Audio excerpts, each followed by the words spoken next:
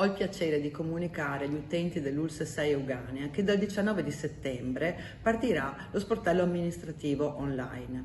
Cos'è lo sportello amministrativo online? È uno strumento che permette ai cittadini di accedere in qualsiasi orario ai servizi distrettuali in maniera diretta, dinamica e senza la necessità di recarsi in distretto. L'utente potrà entrare nel sito dell'ULSS 6 Euganea e nell'home page troverà in evidenza la pagina Uffici amministrativi distrettuali, nella quale compare l'elenco delle 22 tipologie di richieste che possono essere fatte online.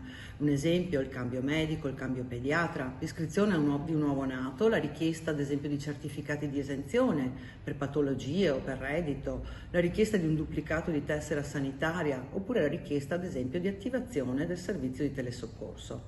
L'utente può entrare utilizzando il proprio SPID e può farlo anche per un'altra persona. Pensiamo ad esempio al figlio che lo fa per il proprio genitore. Quindi con questo sportello sostanzialmente abbiamo voluto semplificare i percorsi, accorciare le distanze, evitare inutili spostamenti o code, agevolare sostanzialmente i cittadini.